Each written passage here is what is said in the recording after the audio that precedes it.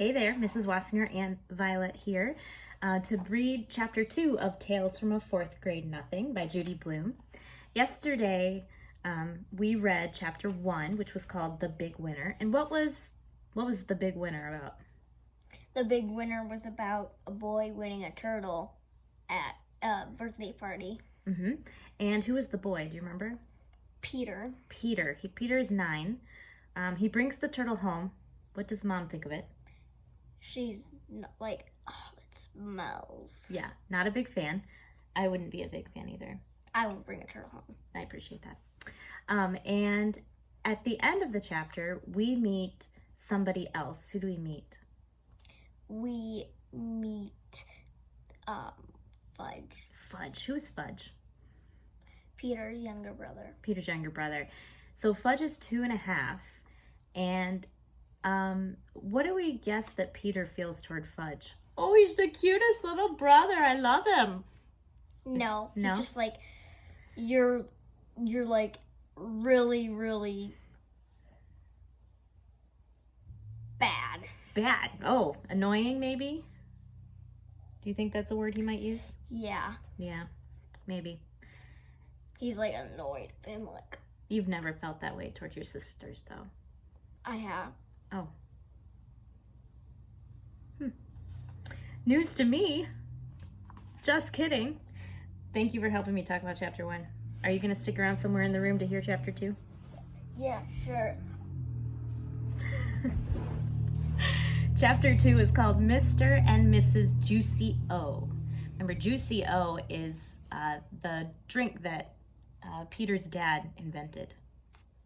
One night, my father came home from the office all excited. He told us Mr. and Mrs. Yarby were coming to New York. He's the president of the Juicy O Company. He lives in Chicago. I wondered if he'd bring my father another crate of Juicy O. If he did, I'd probably be drinking it for the rest of my life. Just thinking about it was enough to make my stomach hurt. My father said he invited Mr. and Mrs. Yarby to stay with us. My mother wanted to know why they couldn't stay at a hotel like most people do when they visit New York. My father said they could, but he didn't want them to. He thought they'd be more comfortable staying with us. My mother said that was about the silliest thing she'd ever heard. But she fixed up Fudge's bedroom for our guests. She put fancy sheets and a brand new blanket on the hide-a-bed. That's a sofa that opens up into a bed at night. It's in Fudge's room because that used to be our den. Before Fudge was born, we watched TV in there. And lots of times, Grandma slept over on the hide-a-bed. Now we watch TV in the living room, and Grandma doesn't sleep over very much. My mother moved Fudge's crib into my room. He's going to get a regular bed when he's 3, my mom says. There are a lot of reasons I don't like to sleep in the same room as Fudge. I found that out 2 months ago when my bedroom was being painted. I had to sleep in Fudge's room for 3 nights because the paint smell made me cough. For one thing, he talks in his sleep. And if a person didn't know better, a person could get scared. Another thing is that slurping noise he makes. It's true that I like to hear it when I'm awake, but when I'm trying to fall asleep, I like things very quiet. When I complained about having to sleep with Fudge, my mother said, "It's just for 2 nights, Peter." "I'll sleep in the living room," I suggested, "on the sofa or even a chair." "No," my mother said, "you will sleep in your bedroom in your own bed." There was no point in arguing. Mom wasn't going to change her mind.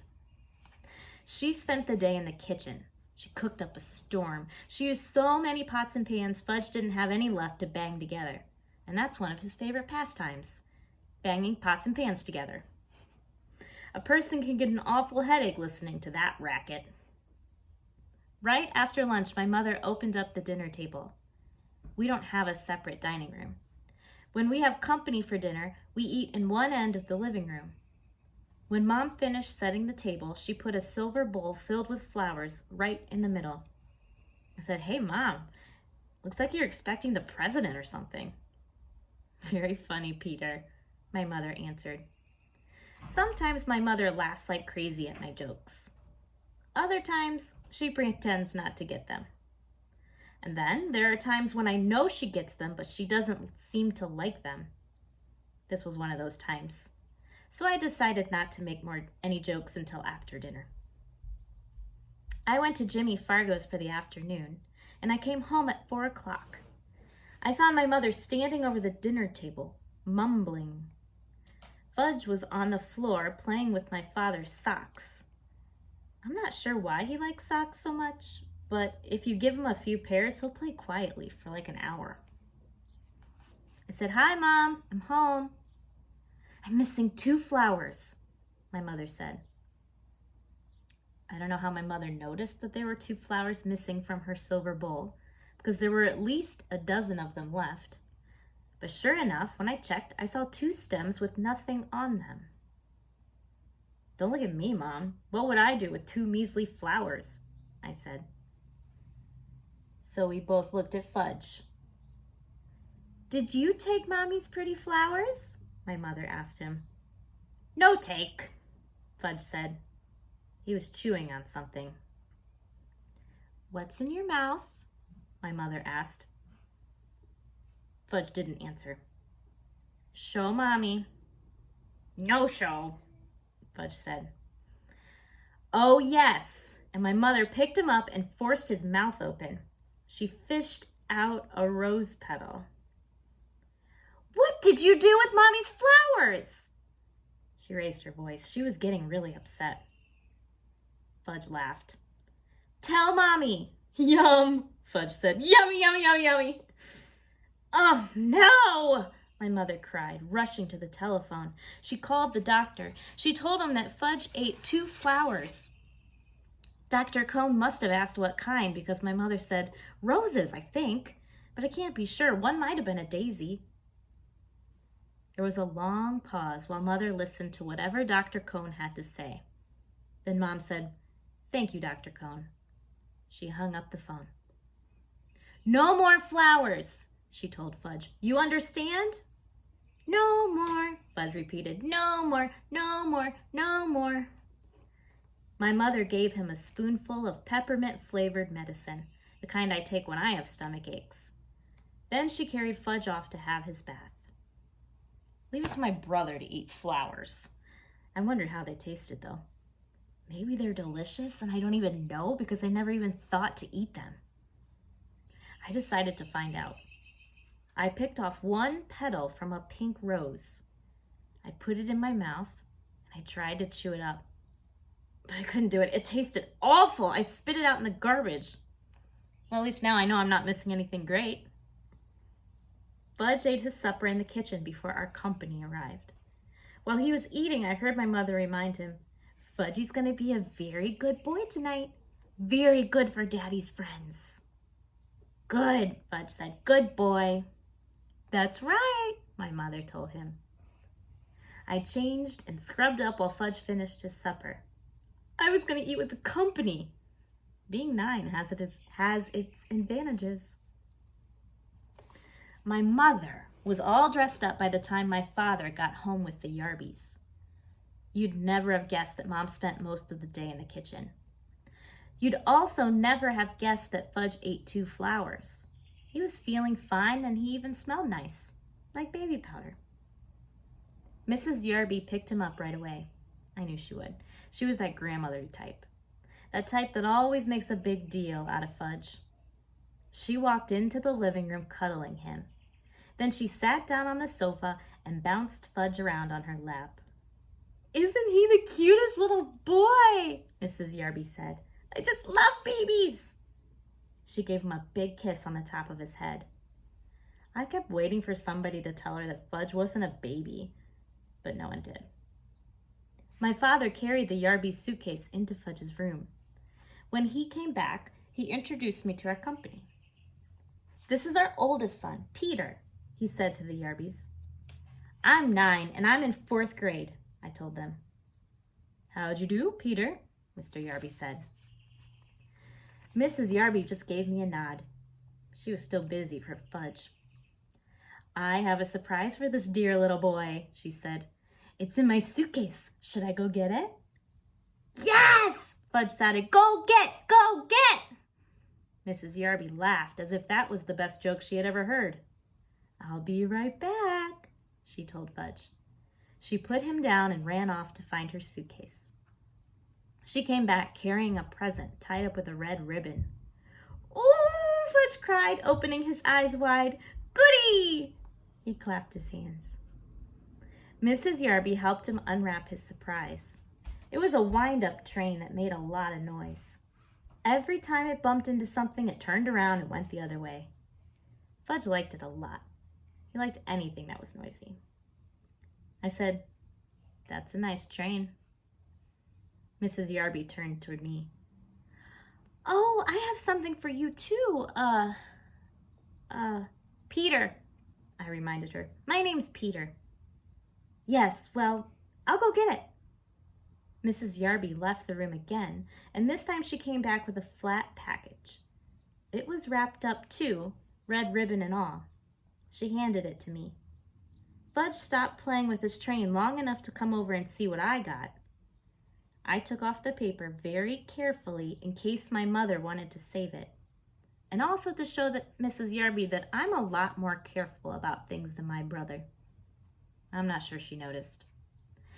My present turned out to be a big picture dictionary, the kind I liked when I was about 4 years old. My old one is on Fudge's bookcase now. What's a dictionary? A dictionary is a book that has different kinds of words and it says the definition. Yep, a dictionary is a big book of different kinds of words and it says what the word means. I don't know much about big boys, Mrs. Yarby said. So the lady in the store said a nice book would be a good idea. A nice book would have been a good idea, I thought, but a picture dictionary, that's for babies. I've had my own regular dictionary since I was 8, but I knew I had to be polite, so I said, "Thank you very much, it's what I always wanted." "I'm so glad," Mrs. Yarby said. She let a long sigh and sat back on the sofa. My father offered the Yarbys a drink. Good idea, Mr. Yarby said. "What'll it be?" my father asked. "What'll it be?" Mr. Yarby repeated, laughing. "What do you think, Hatcher? It'll be Juicy-O. That's all we ever drink. It's good for your health." Mr. Yarby pounded his chest. "Of course," my father said, like he knew it all along. "Juicy-O for everyone." My father told my mother. She went into the kitchen to get it. While my father and Mr. Yarby were discussing Juicy-O, Fudge disappeared. Just as my mother served everyone a glass of Mr. Yarby's favorite drink, he came back. He was carrying a book, my old, worn-out picture dictionary, the same one the Yarbys just gave me. "See?" Fudge said, climbing up on Mrs. Yarby's lap. "See book?" I wanted to vanish, and I think Mom and Dad did too. "See book?" Now Fudge held it up over his head. "I can use another one," I explained. "I really can. That old one's falling apart." "It's returnable," Mrs. Yarby said. "It's silly to keep it if you already have one." She sounded insulted, like it was my fault she brought me something I already had. "Mine!" Fudge said. He closed the book and held it to his chest. "Mine, mine, mine!" "It's the thought that counts," my mother said. "It was so nice of you to think of our boys." Then she turned to Fudge. "Put the book away now, Fudge." "Isn't it Fudgy's bedtime?" my father hinted. "Oh, yeah, I think it is," my mother said, scooping him up. "Say goodnight, Fudgy." "Good night, Fudgy," my brother said, waving at us. Fudge was supposed to fall asleep before we sat down to dinner, but just in case, my mother put 1,000,000 little toys in his crib to keep him busy. I don't know who my mother thought she was fooling, because we all know that Fudge can climb out of his crib any old time he wants to. He stayed away until we were in the middle of our roast beef. Then he came in carrying Dribble's bowl. Who's Dribble? My Remember who Dribble is? The turtle. The turtle. He walked right up to Mrs. Yarby. He thought she was his new friend. "See?" he said, holding Dribble under her nose. "See, Dribble?" Mrs. Yarby shrieked, "Oh, I can't stand reptiles! Get that thing away from me!" Fudge looked disappointed, so he showed Dribble to Mr. Yarby. "See?" he said. "Hatcher!" Mr. Yarby boomed. "Make him get that thing out of here!" I wonder why Mr. Yarby called my father Hatcher. Didn't he know his first name was Warren? And I didn't like the way Mr. and Mrs. Yarby both called Dribble a thing. I jumped up. "Give him to me," I told Fudge. I took Dribble and his bowl and marched into my room.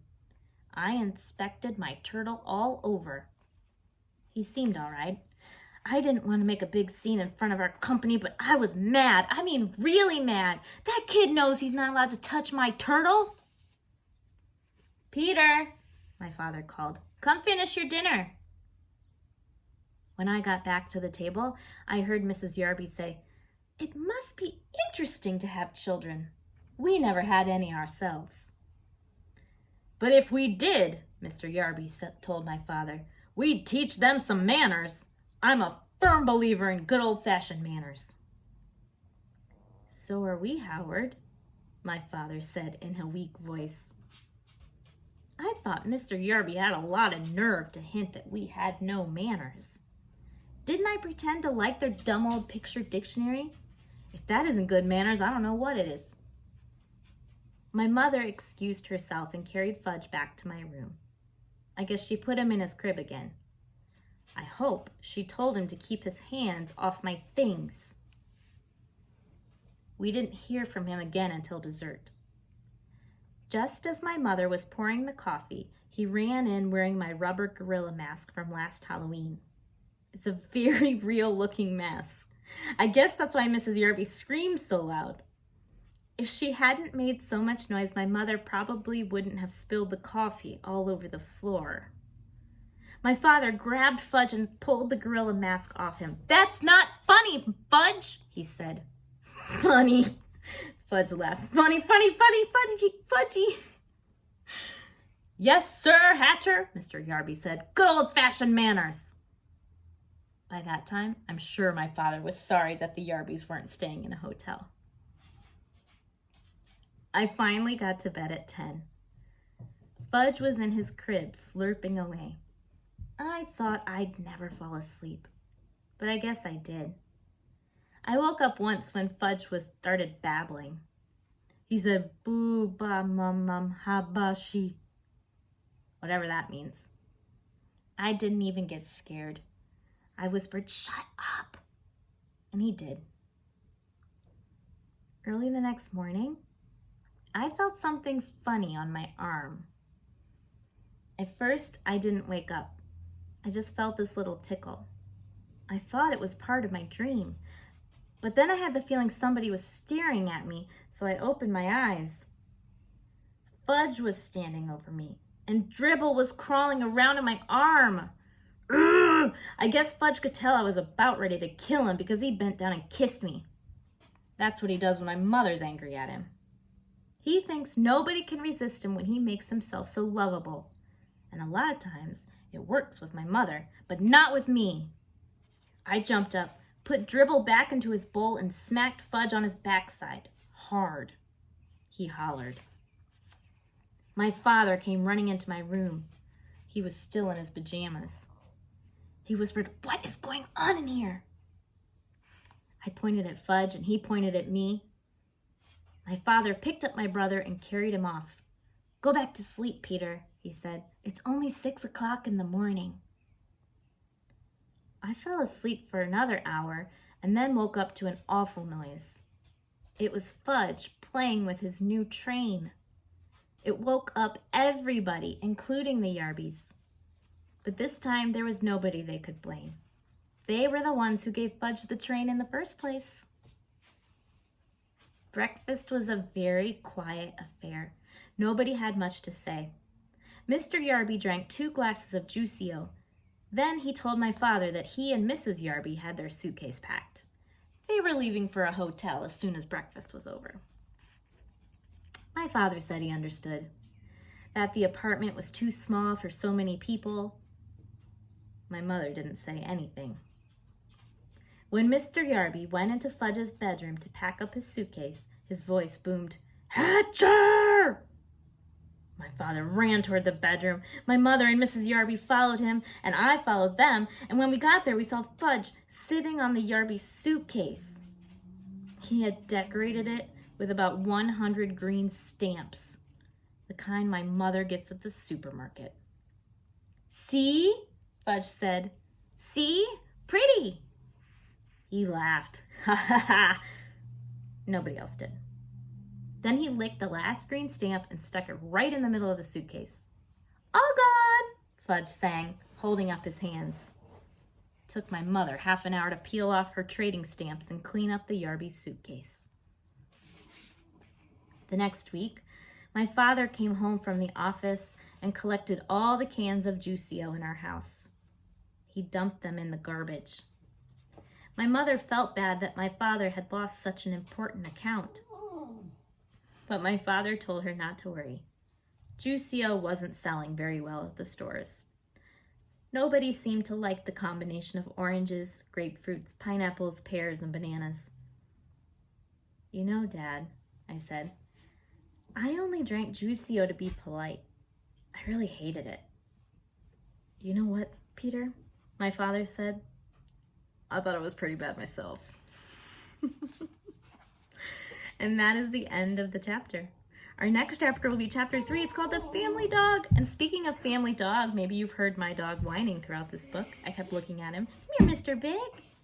He's like, here's Mr. Big. He was a very good listener throughout this story. Thank you for listening too, and I will see you next time. Bye.